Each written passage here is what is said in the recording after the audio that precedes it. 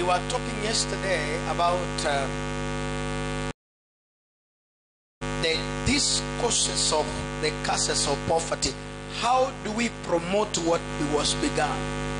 Because our forefathers, there's one area or the other that made them also sinned against God, that promoted the continuity of our suffering in the hands of the curse of poverty. And I did say that riches or wealth is a covenant package that God gives to a man as long as you are walking together with him. I said in Job chapter number 36 verse 11, and the Bible says, and if you serve me and obey me, you shall spend your days in prosperity. Every individual under the face of the earth loves to spend his days in prosperity. Nobody at any given time that would want to spend his days in poverty. By the way, everybody would want to spend his days in prosperity. And this prosperity also has the conditions, because there are prosperities of God, and also there is temporal prosperity of the devil that may give somebody pleasure for a time, and after some times it comes back to backfire, and it may not give you a good result. So yesterday we spoke strongly about money, because when we speak about poverty, apart from the natural understanding that people can be spiritually be poor, but I said a human being has two mistakes. There's physical mistakes and also spiritual mistakes. And we did define that 95% of the mistakes that are made are more spiritual. Because one, you are led, you are told. When you are told something concerning what you are supposed to do, particularly on the kingdom matters, now the way you understand it and do it, and that's why God was very particular that when you shall arrive at that land and you shall eat and drink, make sure you don't forget. But I discovered that almost all of us, when the access of any blessing, the first thing that who becomes our enemy, it is God. Not even, I mean, how does God become an enemy? Because your consistency of worship. Because I don't know what when you have received what you are praying for, when you have received what God has given you, how do you behave? How do you behave in the presence of finances, in the presence of this thing we call money, which is translated into mammon, because it's a god and it controls man. Because this mammon, it is in charge of wealth. This mammon at the same time is in charge of power. This mammon spirit, it is stronger to the man, and if you are not careful of it, people have killed in the name of this thing called money, who is the source of mammon, who is a god. Now when the Bible says the love of it, and yesterday we defined the word love, and we say love stands for worship, service. If you love that money has never had a problem at all. It has never fought man. There's no day that man has ever been fought by money, but it's man that will fight to get the money. And when you get them, it takes you, drives away for the love of it. So what you love most, you give your time on it. Anything that you love, you must serve it if you are not aware. Anything that you love. And the Bible is very clear that serve the Lord thy God only. Serve him. Serve him. But you go to Deuteronomy chapter number 6, the Bible says, and you shall love the Lord thy God with all thy heart, with all thy mind, with all thy strength. But in the Christian family, that's why if today we happen to say that we are coming back here, we are having a strongest way that we want to have a service of money. I can tell you we cannot have a place to put people here.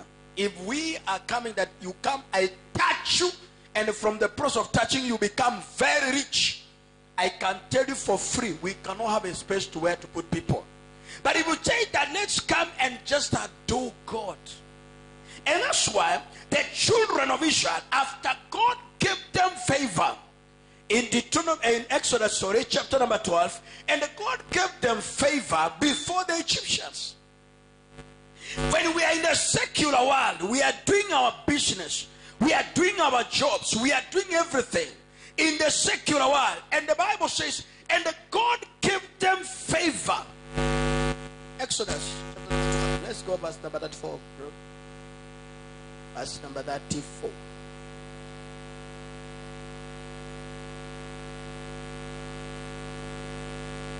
All right. Remember that. Exodus chapter number 12, verse 34. The Bible says, and God, Moses spoke to the children of Israel and said to them, can you read it? Yeah. Yeah. Yeah.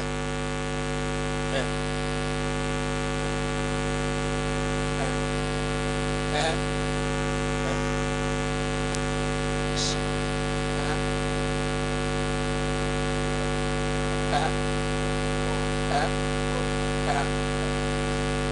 the Lord gave the people favor in the sight of the Egyptians. Now listen to what I want to look at it.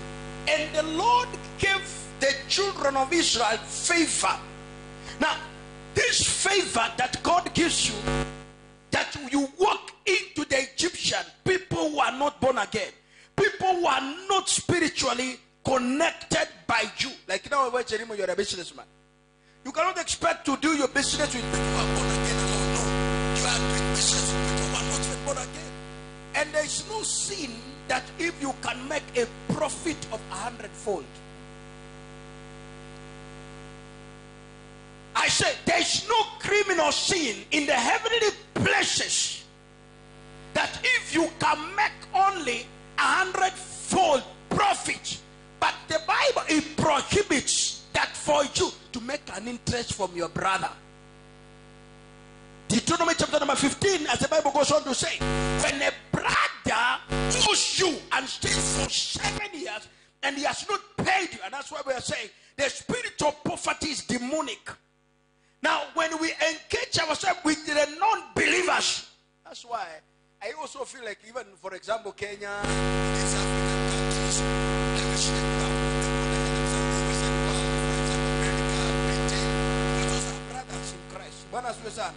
there are times they write off their debts over Kenya, but Chinese don't write it off. Because one, these are heathens. That's number one. They are heathens. They will go for it and you pay to your nose. Why? Because this one, they cannot read the Bible. The American read the Bible. Are we together? They read the Bible. Because the Bible is clear. It says that if your brother, none of your brothers shall be poor in the land. That's number one. And if your brother owes you and they stay for 7 years and he has paid you, don't take him as a slave. But Chinese will take us for slaves. The Chinese have no mercy, my friend. And by 2030, Kenyans will the children who will be born after this time, they will be talking Chinese. I don't know how to be, but anyway, that is the truth. But now see this. The Bible says, and God gave them favor before the Egyptians. People who are not born, He gave them favor, multiplication of favor when they entered in their houses.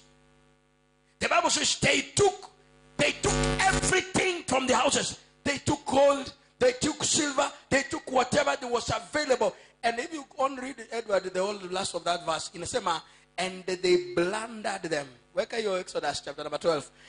Study verse number 34. The Bible says they plundered them. They what? The other one says they rooted everything from the Egyptians. Can you imagine that God gives you such favor? In other words, these are the people who have been in captivity for 400 years. They have never tested anything that they call wealth. They have never tested what they call freedom. They don't know what to buy. They cannot. These people stayed in captivity their entire generation. Their fathers, their sisters and their mothers, and all their entire generation, 400 years. They were in captivity. They did not know anything called freedom. And all of a sudden, God gave them an abundant favor. The first thing to touch them was gold. Are we talking? I say, are we communicating? The reason of our prosperity, because I am looking at entireties of the Christian life. The competition we have today. How people are competing each other, because the moment God gives you an opportunity, instead of using it as a privilege to be a blessing, you use it as a privilege to intimidate others. Mungu akupatia kitu kidogo hivi, badala ukue baraka kwa watu, badala kuwa baraka una intimidate. Yani if people cannot yani hawata kupembelezea. There are things God has given you that people should not beg you to give them. You should give them generously. I say you should give them generously. When God has given you an opportunity, that the Bible says, when you have an opportunity to do good, when God has given you a certain position, He has not given it for your intimidation. He has given it just to be a blessing for others. I always look at opportunity that God, how can I be a blessing without somebody telling me something? I wake up in the morning when I get an opportunity, anybody to bless, I bless them. Like that. Not because He asked for it. And this African mentality that somebody must come and beg.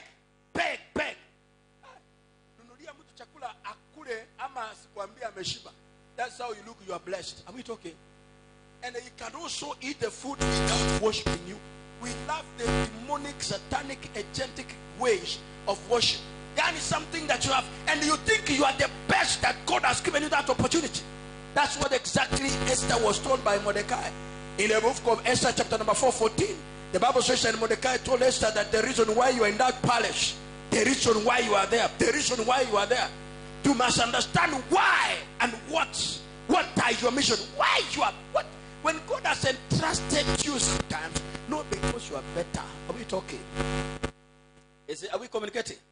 Now, listen to this. When they were given favor, listen to this. And the Lord had given the people favor in the sight of the Egyptians, so that they granted them what they requested. I love that one. Can you imagine you are going for Christmas, you are going for a tender. Unaenda ku apply tender, unapeleka makaratasi, before even you mention already is granted. And then when you go to the put, people are paying, before you present your check, already is cashed. Can you imagine that when something that happened, that God has opened an opportunity, that you see something is happening extraordinary, something that is more better than what you are doing, something that is greater, and you have that favor, you are granted favor. What is the last one? The Bible says, dash. When that favor came, the Bible says, and they did what? They blundered. Ever wake up another translation, boy? Wake all the translations. Let's say this one. I like this one. Inaisema bi ajabu sana. And the God saw it that the Egyptians liked the people, and so they readily gave them what they asked for. Oh yes, they picked those Egyptians clean. Easy translation in kawaida. They picked them clean. Yani waliwasafisha. Walifanya nini? I say walifanya nini? Sema waliwasafisha. Weka another one, New Living Translation. Waliwasafisha kila kitu. Na Mungu alifurahi kwamba because them to go without something that they are supposed to have. Aliwasafisha. And you read this one, all of us, please.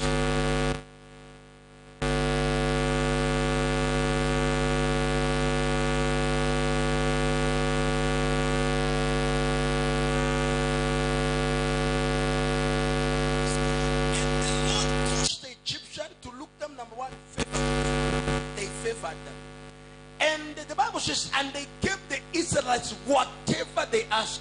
Tell me here in this house, who has ever gone to a place whatever he asked? Kile unauliza unapewa. Nani?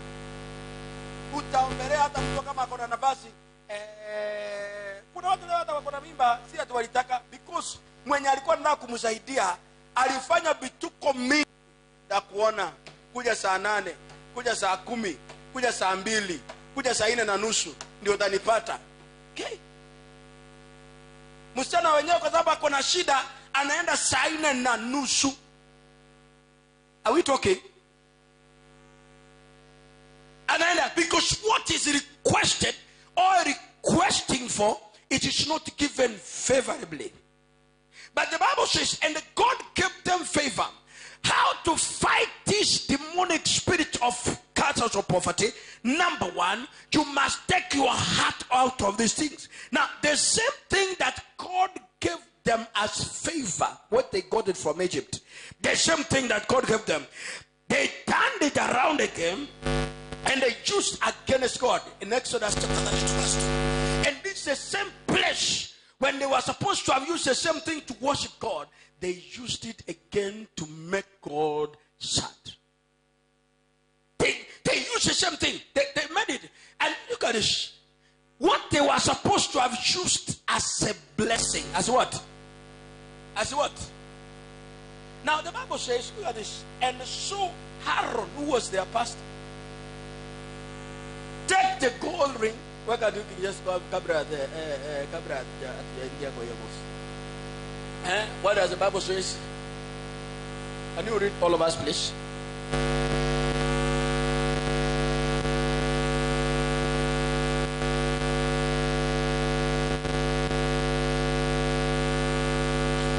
What? I said, bring what? Let's go to the next verse. Aaron anawaambia hiyo gold na dhahabu katika masikio ya wake zenu vunja muniletee. Yaani badala sio kutengenezea nyumba ya Mungu, lakini waitumie kutengeneza sanamu ambao which is a rival of God. Mungu amekupatia pressure leo because what you are crying for, let me tell you, God will not miss even to give you what you want. What you want, not what you need, what you want.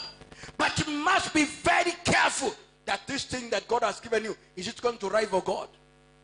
If it's going to become a rivalry to God, let me tell you the truth, you may not get even a iota of survivor. Because one, whatever rivals God, God will come down to fight it. And that's why you can ask yourself, there are people who have heathens, people who have no God, people that don't know about God, but they are very rich, but look at their lives. Some of them look at their lives, the majority of them, who have not served God properly. They may have the same money. This their scripture is applicable to them. In Ecclesiastes chapter number 6 verse number 1, that I've seen an evil under the sun, and there's a man who has riches and honor. Why? Because this man has nothing to do with God. He has no connection. And that's why rich people who are not born again, they have devised a way and they have known the secret of protection. What the people of God are not doing, because some of those people are not born again. Sahi ndio wanaanguka, wanajenga makanisa, wanasaidia mayatima, wanafanya children's home kwa sababu wanataka kudistribute mali yao. Yani Mungu awahurumie, because those when they are giving, they keep on telling God, bless them, keep them, let them survive. But not that God has any agenda with them. Are we talking? I say, are we communicating? Now the Bible says, and they took the gold ring. If we imagine God gave, but instead of using the same gold to glorify God, they used the same gold and they turned against God. It's a prodigal son. A prodigal son felt that is grown. Because the signs of poverty is when now you want to leave your father's house in pride to go. And you say, I am of age. He said, give me my wealth. Give what? And you forget that the source of the blessing, the person that was a signal of the kingdom blessing, is your father. Say, give me everything. He went and he squandered them. Because when you have those kind of money, the first thing that you always do, it is not to glorify. Hakuna watu wako na pesa wanataka kuingia kanisa. Bali niliona Nigeria ndio naona kidogo wanajaribu because nao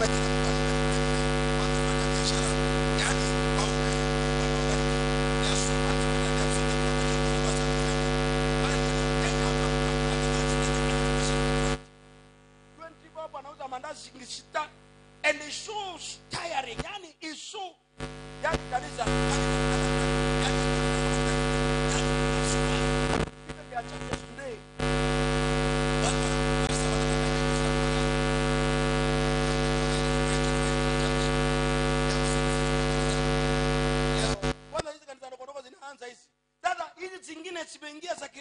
juzi, hizi za kijuzi ndio zinafanyaga hiyo hesabu kwa sababu hizo. Lakini sasa zile zingine zimeingia vizuri, kile wamefanya wale walioanza kiroho wameteremuka watoshe. Unanielewa lakini?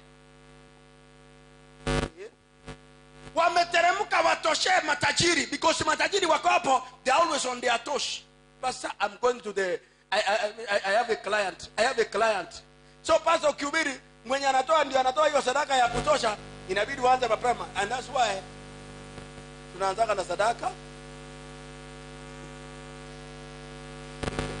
Bwana Yesu asifiwe. Bwana Yesu asifiwe. Ndio tunaanza na sadaka. Ni kesi pasa nilikuwa na appointment. Nisoke ndugu. Unaenda enda ndugu. Ngoja kidogo, wacha tumweze ndugu. Unajua anakuwa na haraka, ni kazi anaenda kazi. What God gave us a blessing turns out, and because they're asking us every day. I have seen, nilikuwa naona documentary moja ya watu wa Dubai, the 7 brothers wale wanaitwa the Makbulus in Dubai. Yaani kila siku wale watu every day, Edward 5 times. Unaweza kuwa na city kama Dubai sister na uombe mara 5 kwa siku. Can you pray? I'm asking a question. Wewe nani Jerimu? Unaweza kuwa na magari kama ile ya Kenjabu unauza kila siku na uende maombi 5 times a day. Tuseme kweli Jerimu, tuseme. Unaweza enda 5 times a day? Sikira za una maana unaona kama unaibiwa. Pastor unajua niko hapa, wafanyikazi unajua ni wakora wako hapa. You know, when you wake up and go for prayer, and everything, what makes everybody that a curse of poverty continue growing in us? It is not that God doesn't want to bless us. The question is the condition of our heart. I said the condition of our heart. I said the condition of our heart. Kuna watu wanakuja pata mtachipo. Kuna watu hata leo hata wanasema kwamba wacha shukuru ndapata kazi. Ndio hapo. Wacha uone nimalize college utaniona. Kaka na nyinyi hapo mtaniona. There are 2 choices of those things, those characters. 1, he can get a job God to destroy him completely. Number 2, he can toil for too long. Nasema atakawia paka. Why the children of Israel stayed in captivity for 400 years? Why? Why did they stay in the wilderness for 40 years? Why? It is God himself in Deuteronomy chapter number 8. He says, I, the Lord thy God, who made you to go through the wilderness, so that I may know what is in your heart, that I, the Lord. Not that God wants to take us out of that curse of poverty, even in Africa. Afrika tunahubiringi kama ni kutoona kama wazungu ndio mashetani. Hawana mashetani. Wao walileta Mungu, sisi tulikuwa tunaabudu mashetani. And the Bible is very clear. Wale wanaomwabudu Mungu hatawabariki na fedha na dhahabu. Wale wanaabudu mashetani watakuwa watumwa. Ama ni aje? Mungu akaambia vizuri wana wa Israeli, akasema, I the Lord thy God who made you go through the wilderness for 40 years, that I may test to know what is in your heart, that at the end I may do you good. How many are waiting that God will test them so that he can do them good? How many? Kuna ndugu, I know him very well. Tumekuwa naye mimi. Actually aliokoka mbele yangu. Alipookoka mbele yangu kila saa anasema wacha. Ningeringiaga hapa.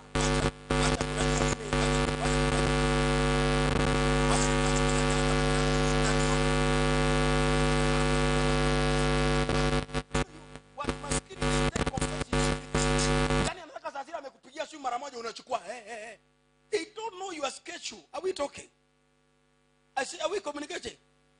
Poor people ndio nana wanaonyaga hata wabunge hapa wewe tulikupigia kura, siku hizi tukikupigia simu uchukui. Wewe niambie watu hapa Nakuru West constituency wako 25,000. How many people are you going to receive their calls every day? Si utakaa kwa mti unangoja next call ama tena vile wanakwanga. How many wanaandikia watu please call me? Wewe mimi ni ngapi hapa napataka please call me kila siku? Mwingine anasema ili ku please call me ni kwa nataka uniombee. Na kuna mama mwingine anaandika sini mwanaume kila siku, hiyo message inakuja kila asubuhi. Niko na mtoto, yani miaka 3 sasa, mtoto sijui nini, nilikuwa naomba uniombee uniongoze kwa maombi. uniongoze kwa maombi, unielekeze kwa. Poor people always have complaints. Wanakuwa na grudge na matajiri, ama? And what you don't appreciate, you never receive it. What you don't appreciate, you never receive it. That's why even the African poor president, akina Museveni, wanasimama kila saa, wanasema wasungu watu colonize tena. Sisi hatutaki vitu yao. Wanaongea ujinga. And when their children are sick, they take them abroad. Ama? Poor people, they have grudges with rich people. Ama ni aje? Mtu mmoja aliniuliza, why do you support Trump? Kamwambia Trump I support him because alisema watu wakae kwao, kila mtu ajenge kwao. Hata papa sasa wangekuwa na hiyo tabia, waseme kama wewe uliokokea kanisa fulani, enda mjenge ikuwe mawe, wacha kukuja hapa. Kwenda. I mean everybody could be very organized. Sema?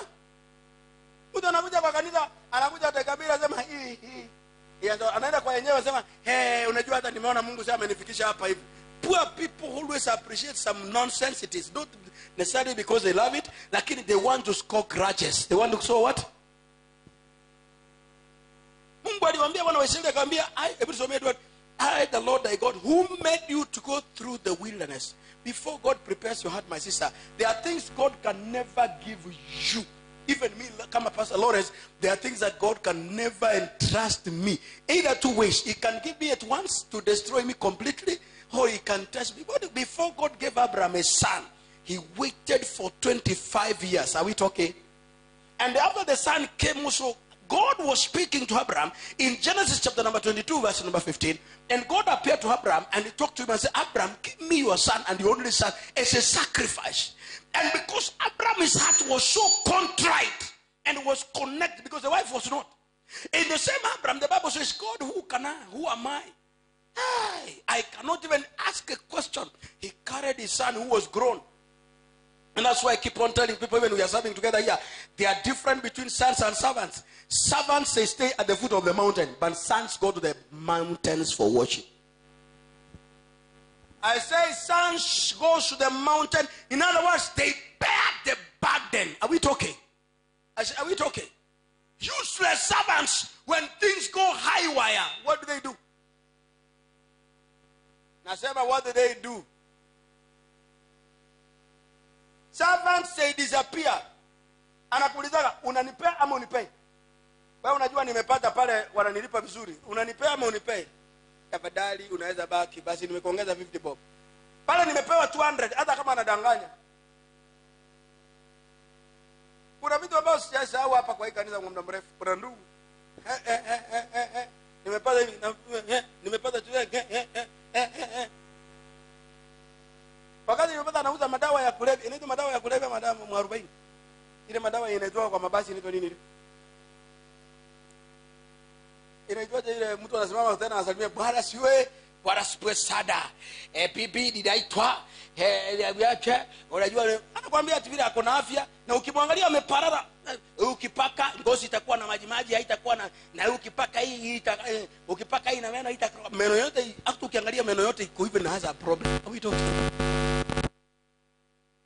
And you know, destiny robbers always will come and steal you from the same destination. There's a lady who's mwanamke alikuwa hapa alidanganya bwana wake, wakasimama hapa nje hapa. Ask mama hapa.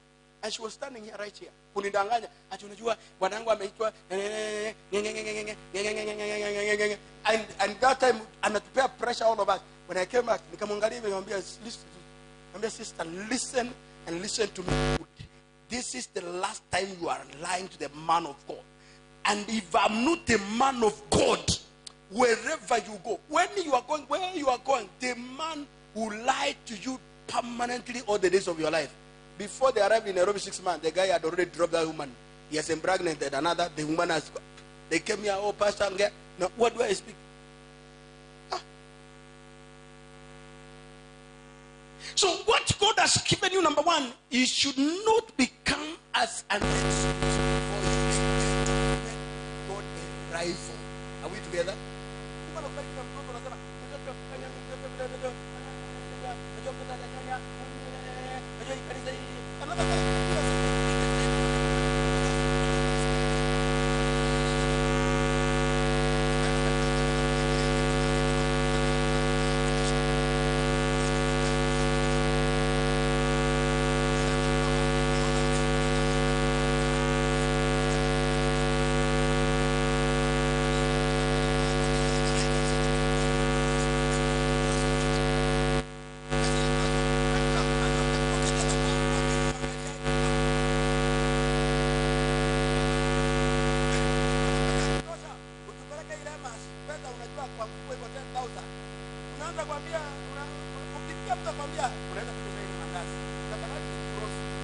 roho ya kwamba nimekuwa ikiwa kwamba nimeweza kunywa chai, nimeweza kunywa chai. Anataka kusema kunywa chai, sema si chakula kitu. Kule kwako, mtu akishakwambia kunywa chai, muache tafadhali. Are we talking? Lakini ukiona mtu anakuambia mara moja, wewe unaenda kula.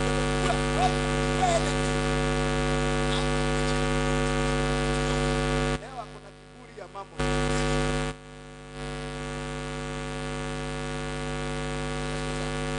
Utakwambia wewe unaona hapa kuna soda. Pia hata ule. Soda ule kani ni 200. Akwambia msonga wangu wa kibanda usimwambie soda kuna ule kani. Kwa express.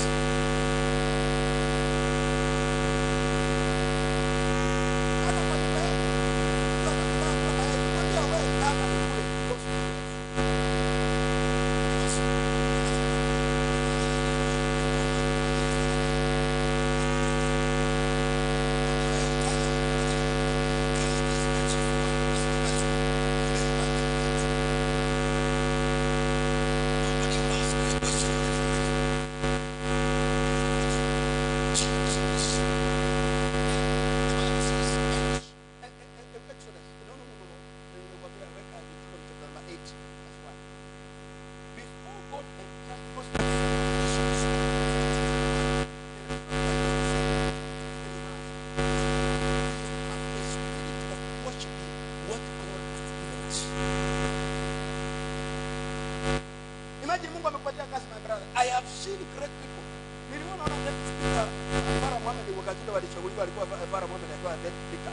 Anatoka parliament ikifika Friday. Leo angalia wote wamevaa mataban, wamevaa. Hao wetu wakora ni malaya wapitie huko, wapitie mustudi wa. No wonder when they have defeated everybody celebrates. You know that?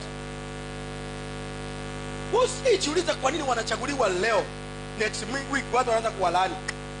Kiwewe. Kumbe ni mapepo zilikuzungusha ukawachagua without knowing, and then after that unawaonya. Yani you feel you want to eat them. The Bible says like this. Deuteronomy, it says every commandment which I command you today, you must, number one, be careful to observe. Sema careful. Sema careful to observe. And that you may live and do what? I say live and what? I say live and what? So breaking the curse of poverty, it takes in the spirit of multiplication. Are we talking? Are we talking? You can have $1 billion in account, but if you don't multiply it, it can never be $1 billion again. And you can have $1 billion in your account, but the only thing that is there is the amount of feeding it, eating it. Let me tell you, it will never be $1 billion again. But it can be $1 billion in the account, and you can multiply it. Are we talking?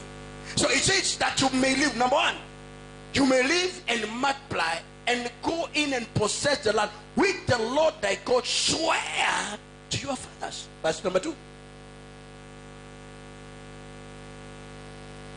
And you shall remember the Lord your God who led you all the way these 40 years in the wilderness. Number one, to humble you. Number two, to test you. Number three, to know what is in your heart. Know what is what? I said, what was? The conditions of man in the heart is what determines what the intentions. The intentions. He says, I, the Lord thy God, who led 40 years. In other words, 40 years was not a demonic years. It was not a suffering years. It was a testing years. That in these years that God may know what is in your heart. If everybody's condition is known and put open, the Bible inasema kwamba siku za mwisho siri ya kila mtu itafunuliwa, itawekwa hadharani.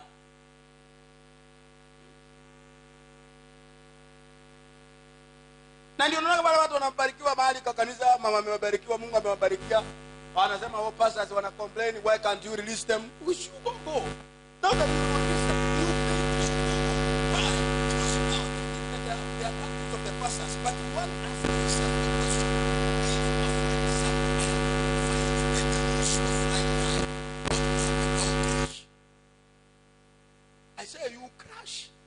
When you lose a signal, the original signal that gave you the opportunity to go high.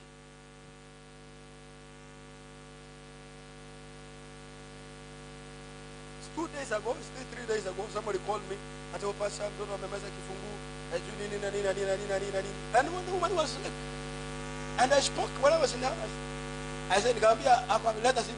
I said, hiyo roho ya kutaka kubali. I didn't like, maybe ambua in the way, but they did not take that.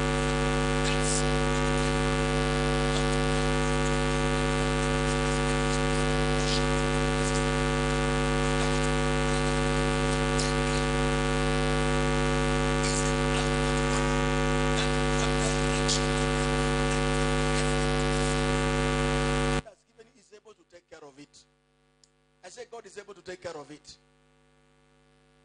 Sio kubaliza mtoto kininja, ni nzuri to take precaution. Pia tukimbaliza kininja hawezi kuonjeka. Have you seen people even wanaosha vyombo na maji moto, wanaanika kwa jua ndio wasipate typhoid? The same people ndio wana typhoid extra, wanahara kuliko wale ambao unakuta mtu hata anafanyanga anapanguza mkono hivi. Anamega ugali mara moja and then he live. So he says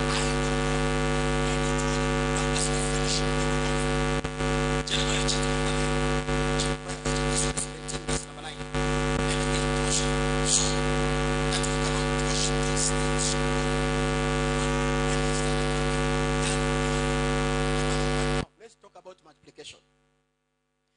Hii kitu tunaita multiplication ni rangu when it comes to one's life.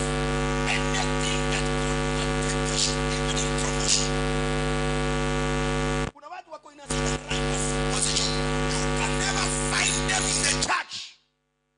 Kasi yao ni kupigia pasta simu ama za zingine kama when especially pastor akiwapigia simu. And let me tell you, it is not that pastors love calling those people.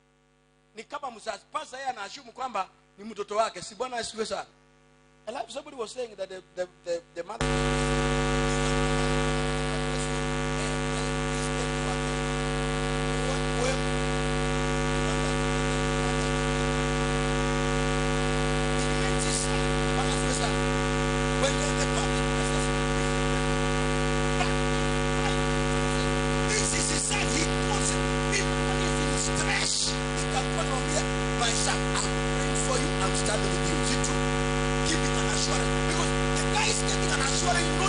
from anybody else. His own matter. It gives you courage. Are we talking? The times when my wife calls me when I'm in a very distress, she says, relax. I'm praying for you and God will do something. And from there you get a confidence. So when somebody calls you, when you multiply, Nani Cherimo, the controversy begins. You start finding the place of worship becomes so small. Apa mahali sitoshei. Baba yangu najua inakaa mbali sana.